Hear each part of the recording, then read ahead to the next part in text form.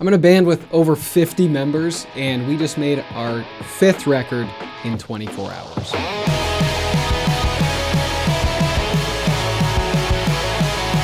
The only thing that's easier on our 5th time doing this is knowing that we can do it. Every single time it's just absolutely insane. We have no idea what's gonna happen, what type of songs we're gonna make.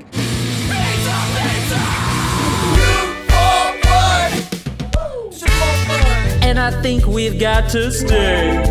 Let our bodies do the talking, throw those clothes away.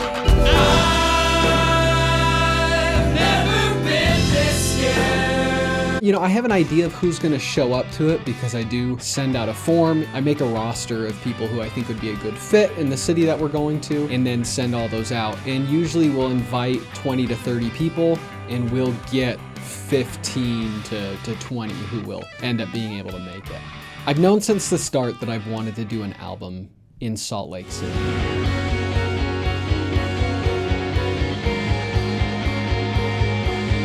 Most of my band life was in Salt Lake City.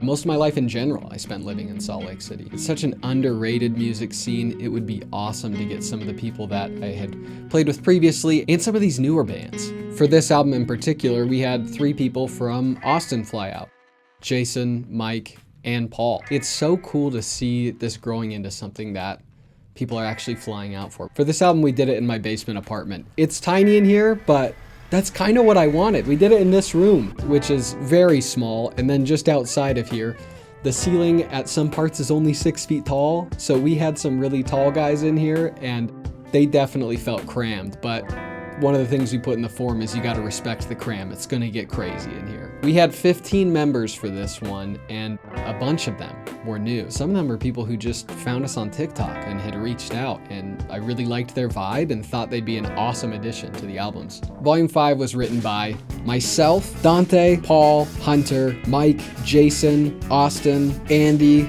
Tyler, Seth, Jason, Mark, Chelsey, Charlie, Justin.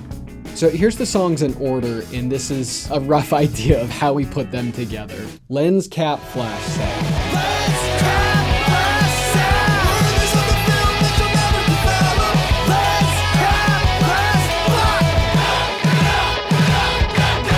So ever since Volume 3, I've started to get a head start on the albums. With Volume 1 and 2, as people are showing up, some come in a little bit later and it's just me sitting there, it can be difficult to get something going.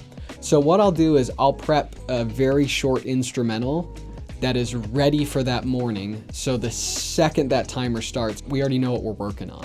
It may be cheating a little bit, but I'm over it, I don't care. But Lenscap Flash Sad was that song in this case, so I had the main melody on the guitar for that, and the little pre-chorus, and that was about it. I was listening to If It Was Going On. Yep. Never wanna find, I'm trying anyway. That one was a lot of fun, because I love to yell, and so I got a few moments where I get to yell in the song. I've learned over the years that I'm actually not a very good singer, but I enjoy yelling a lot. So any chance I get to do it, I will take it. This is the first song that we featured violin on. We had a new member, Hunter. He's one that had reached out on TikTok. Hey, it's Hunter. He brought his violin and he brought some synths. He was such a fun vibe. 1, 2, ready, and...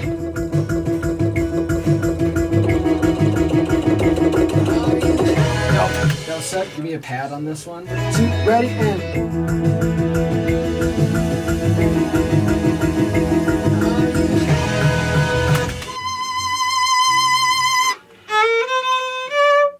I think my favorite part of this song has to either be the yacht rock guitar harmonies that Jason played. They're just so fun, I can't help but dance to them.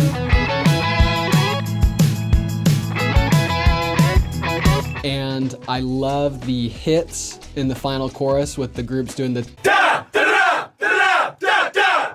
I thought that was a ton of fun to see everybody do that. Chillin' with the boys. The stove is on, our weekend's here, boys night, good life, how did I miss that green light? Every Friday for over a year, Paul and I would meet up to work together. We both work from home, so it was super easy for us to go to a coffee shop.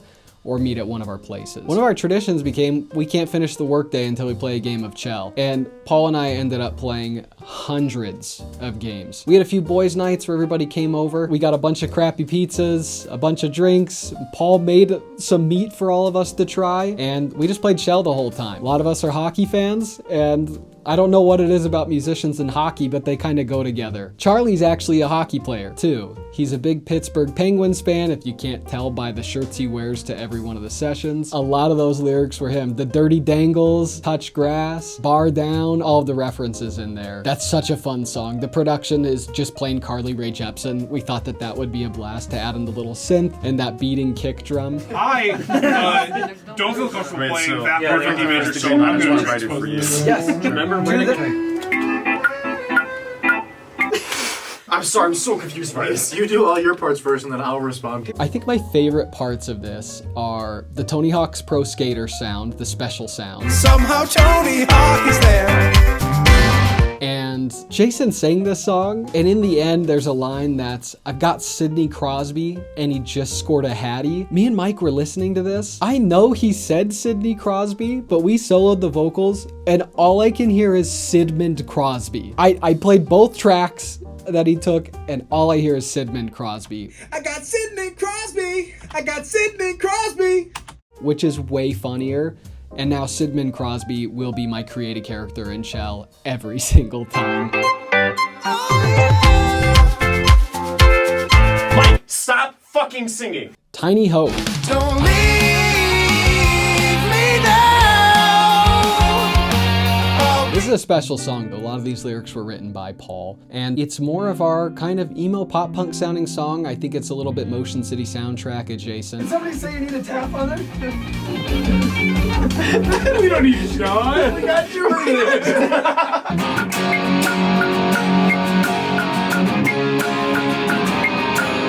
Oh! Oh! Whoa! Oh, boy! I can't come back from this. I sure do love music. I always love Mike on vocals, too. He's got such a fun yell that sounds both clean and harsh at the same time. So break my heart while you can before you fall again. My favorite parts in this are probably the synth in the pre-chorus.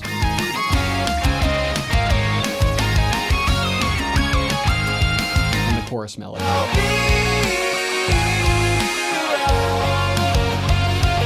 What a drag.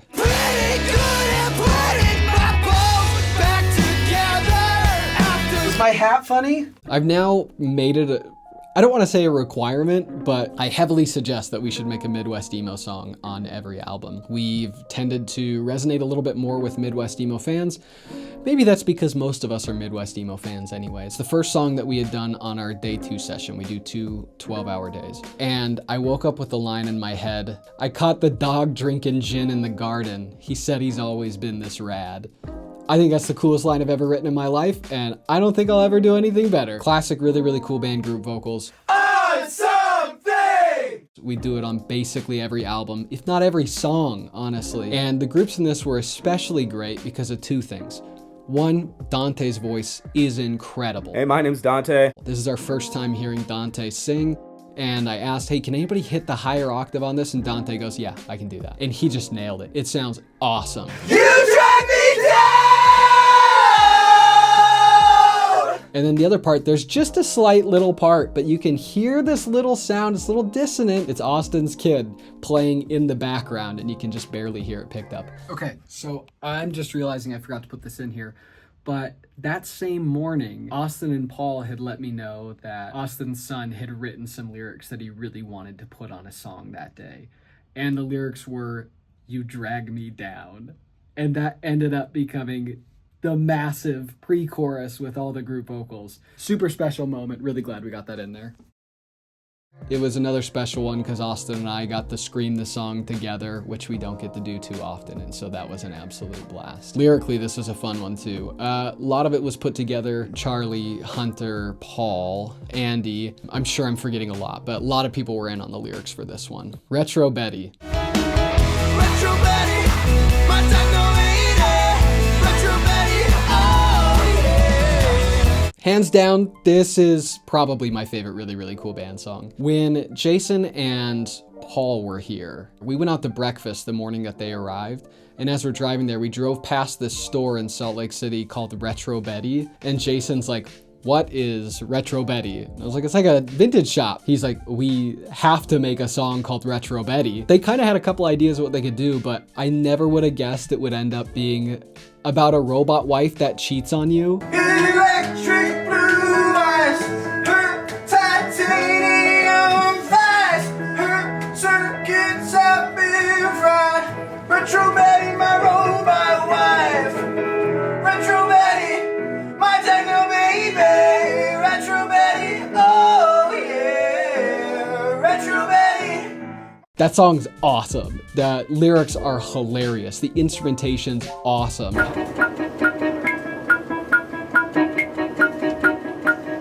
It's 4:45 and I'm about through the day. Coming home to the wife and she's got something to say. She knows I work like a dog. I got more bills to pay, but what makes it alright? Okay. Retro Betty, my robot wife. Juno, the little keyboard in the chorus. Sounds like things changed on me. I laugh every time listening to this. Also, the little voice note at the beginning, that's something that Hunter had done, just asking Siri to say a couple things. Remind me to play the next song by a really, really cool band. All right, play the next song by a really, really cool band. At the time, we were recording a different song in this room and the guys were writing Retro Betty out in the hallway. It was so difficult to record in here because they were being so loud singing that song and laughing so hard. I'm really stoked with how it turned out. It's such a fun song and I think represents this band extremely well. Get bricked. Stepping to barefoot, starts out. The price of these Legos are fucking my Strider. We had such a good group of people for this one. Getting Tyler and Justin and Seth Rage Against the Machine-esque song about wanting to take down the Lego system. It's too good. The drums probably start here, and then bass. Right here.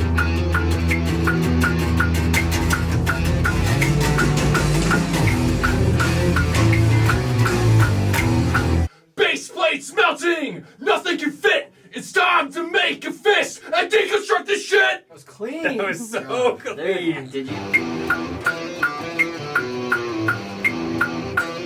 You ready for it? I have to get the character. Stepping down barefoot! Starts out! It's time to make a fist and deconstruct this shit! Alright, that's all I had in my stomach. Mike made a little animation for it. He's like, I tried to find somebody online to pay. It's too expensive, so I just learned how to do it myself. That's awesome. Pockets full of cash! Equals basement full of bricks! That song was so fun to make, and I don't know if I've laughed harder than during the part where Tyler is yelling all the prices of the different Lego sets. For the Rings Rivendell, $4.99. Star Wars Razor Crest, $5.99. It's time to tear the Lego system down. Break by fucking brick! It's too good. Equals basement full of bricks! I like that. Double wrapped. When you take my order, please keep me double wrapped. All the extras, but there's the fun. When you take As the sessions go on, we just start to make funnier and funnier things. A lot of these lyrics were Paul. He had the idea of doing a song with a bunch of innuendos, but it's actually just about ordering a burrito. Oh, it's all I beg for is please keep me so double wrapped. On the last record, Andy had done all of the oh yeahs and the 2 hot tubs and everything for Volume 4, and so we got him on to do some more stuff for Double Wrapped. Double the meat, double the cheese, give that sauce an extra squeeze. Double the meat, double the cheese, brings a man down to his knees. That's great. I think my favorite one that he does is just his and his Oh yeah. Those are both very good. He's got a great voice for it. This song just grooves. The verse is the one thing I can't figure out. That's cool too. I'm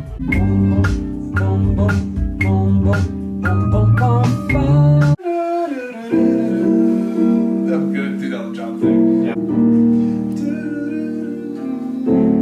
Like you could just and then back into the. No, you gotta do the like the new pop thing with the. Oh no. Yeah, rap that thing. Tyler on drums. Jason was on keys. And vocals. Is that full voice or falsetto? Your spice feels like paradise. Yeah, absolutely. Here we go. Mother Nature's silk cocoon, soaring high like a balloon. Open up the windows, cause we're steaming up the room.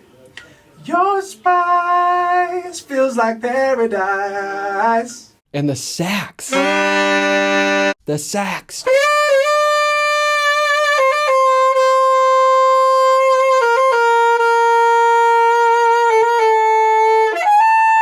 Justin is so incredible at sax and flute. The saxophone intro and the flute solo towards the end, those are both one takes. I did not change those at all because he's just that good. Domingo Fácil. Skating on the streets of paradise.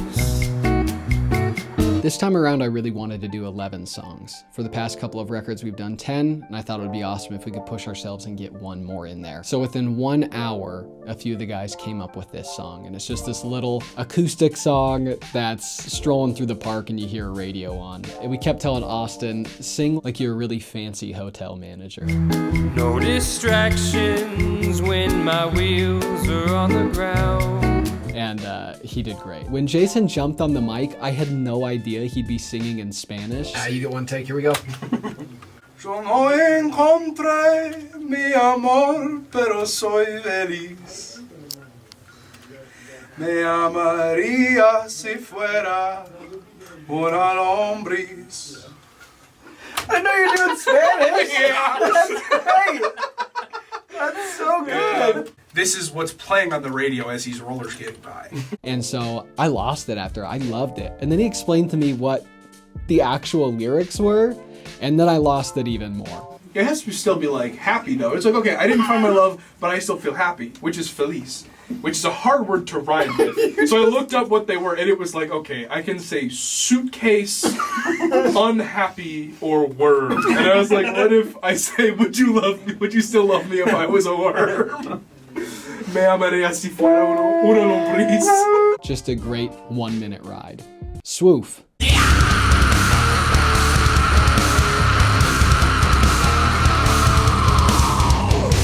Swoof in Polish means words. This song goes so hard. Dante again on the vocals. Hey, my name's Dante. Charlie on the bass. It's so heavy. These lyrics are really goofy because the whole time is this really angry sounding song, but it's about really getting along with your siblings and using kind words. I love that idea with the really heavy music.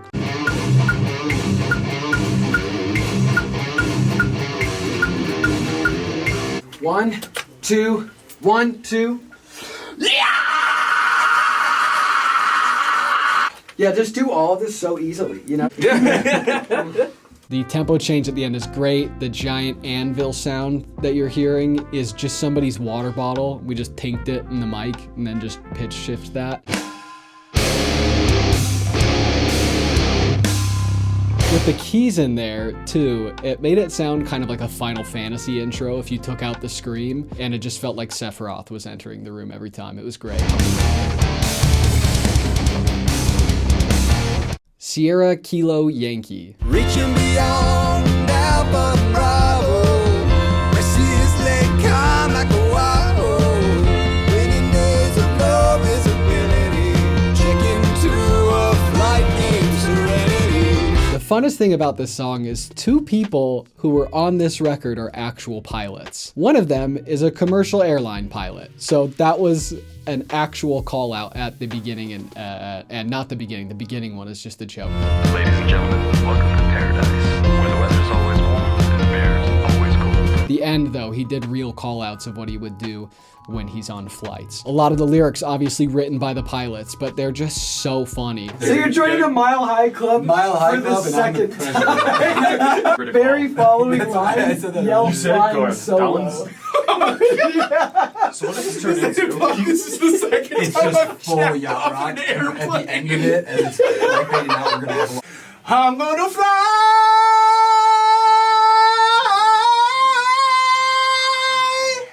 joining the Mile High for the second time, flying solo.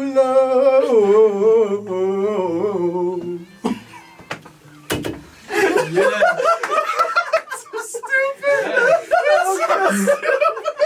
I just love that this is such a yacht rocky, just dumb, I just want to fly song. Again, the sax is awesome. Vocals are awesome. Both the Jasons, we had two Jasons, they sang it together.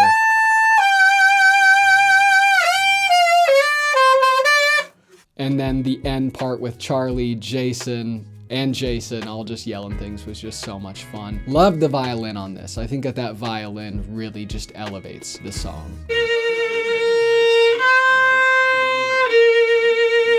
Bass playing by Mark. He was playing on a fretless too. He killed it. That bass sounds awesome.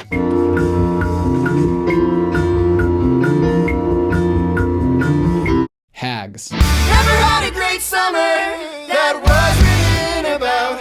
I'll just stay in my room instead of doing something.